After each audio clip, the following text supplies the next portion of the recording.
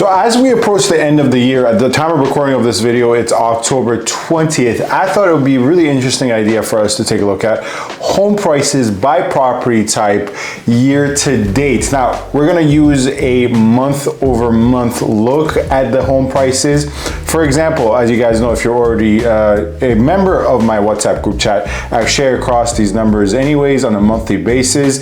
But as we see, we have the Google Sheets formatted version of the Toronto and GTA home prices year over year. Here, for example, showing all home prices from January to September 2024, and September being the most recent month in full we have, with percentage change on the side. This one, for example, you're seeing right now is the all homes category, accounting for anything from a micro condo in downtown Toronto to a fully detached property, 4,000 square feet, 50 by 130 lot in Midtown, and anything else in between. Then we can obviously break it down by property type. For example, here as a sample, and once again, we have Toronto condos as an example, once again on a monthly basis with month over month percentage in change in the right column. But perhaps it's best to present this data on a line graph. Here, that's exactly what I did. I put all these prices on a monthly basis, year to date, on a line graph. This is probably the latest thing I'm into. I feel like the last 3 videos consecutively, I've created and presented the line graph pertaining to other things, but you know, I thought I would continue with this video as well. So here we see Toronto home prices / GTA home prices broken down on an average basis year to date, but now plotted and illustrated on a line graph. Let's go through the data quickly here. Before we do though, hello everyone, this is Sam from SaberiSixRealEstate. If you're new to the channel, welcome, subscribe and follow for more Toronto and GTA real estate content videos like these, or much more exciting, less quantitative, more qualitative videos as well. And you can set up a chat with me. My link is in the bio for any buying, selling, or leasing inquiries. The link is in the bio. Set up a chat. Let's talk. Anyways, let's get past that quickly. Here we have, once again, as I previously stated, all the home prices on a monthly basis plotted on a line graph. You can see the legend in the corner. Pink / purple is the detached home prices, yellow is townhomes, the blue and orange are market average and semi-detached, and of course condos are represented by the red curve. And there's a lot of interesting takeaways for the most part, right? Let's focus, for example, right now on the detached home prices year to date. We see for detached home prices, they started at $1,350,000 from February to March and April, typical with the seasonal trends. Detached home prices saw a increase, peaking so far year to date in April of 2024 at $1,516,000. And following April into May, June, July, typically the summer season, once the summer season comes, things start to slow down, things start to shift down. Detached home prices dropped to $1,480,000 in June. In July, $1,425,000. August was slightly less than that at around $1,414,000. And things have kind of plateaued. I wouldn't be surprised when we take a look at October numbers this month, the time this video is being recorded, if prices for detached homes, and really for most properties here on this chart, if it's slightly above the September total that we have access to right now, which is the most recent month once again. And a rough and roundabout way, you can see this type of curve kind of occur for all property types, not as pronounced as the detached. But for instance, even looking at condos all the way at the bottom of the graph, condos also peaked in April, right, at around $730,000 for an average condo. Condos also peaked around April and May, in this case May to be specific, at $730,000 for an average condo. But the drop between condos and detached was kind of more pronounced, right?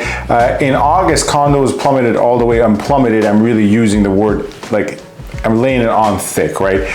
Condos definitely dropped. I'm not sure plummeted is the right thing to say, but condos definitely dropped to $674,000 in August. That's where we really noticed a halt to condos. And even, I would probably have to say September, October, although the condo market is nothing to run home about right now, it's still a little bit more active than August. And in terms of price point, September only reflected a slight increase for condos. When I say, condos experienced the biggest drop, that's once again by the numbers.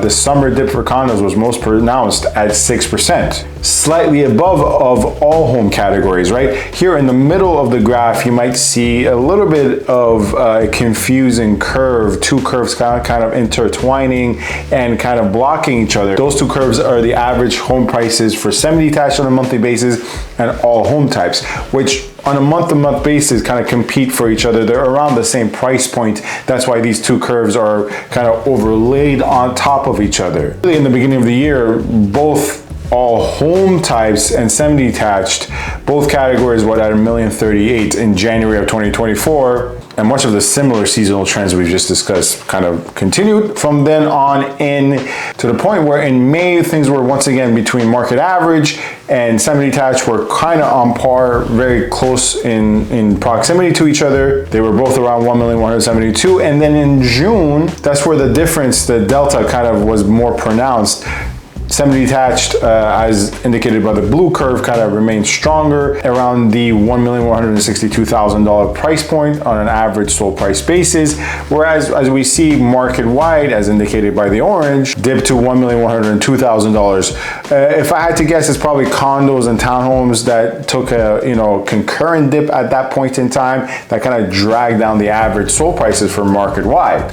But as of September 2024, once again, pretty much market-wide and semi-detached properties are, at the same point in time. I mean, the semi-detached average sold price on any given month can really functionally operate as a placeholder for what the market-wide average prices are. That's how close and intertwined they are. And really, 2024 has been quite a seasonal year. I mean, once again, using the headline figure, the average sold price for all property types across all areas, the all home types line, you see that there was about 8% surge in the beginning of the year into the spring. And then for the same category, all home types, there was about a 6% decline into the summer. And then that's when fall recovery kind of kicked into play for all these property types. But continuing with this example, the all home types, which is once again indicative of all these homes, to the tune of a almost 6.3% fall recovery. Even condos, the property that's dragging all these averages down for all home types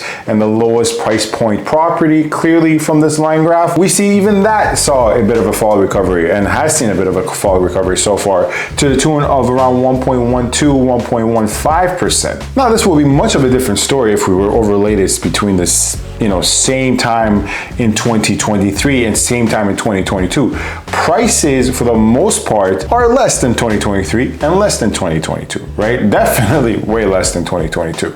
For 2023, some streets, some neighborhoods for detached homes can actually be on par with 2023, but those are the exceptions, not the rule. The point here is that 2024 has been quite a seasonal year. The difference is that the spring run-up has been quite muted, and it wasn't much of a spring peak. In previous years, the spike in the spring market was probably more pronounced than what we saw so far this year. Anyways, as always, if you found this video informative, subscribe, follow for more. There's a lot more interesting and informative Toronto and GTA real estate content coming out. For any buying, selling, or leasing inquiries, you already know what to do.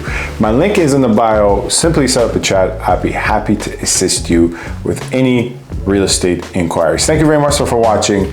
Stay safe and stay tuned. Thank you.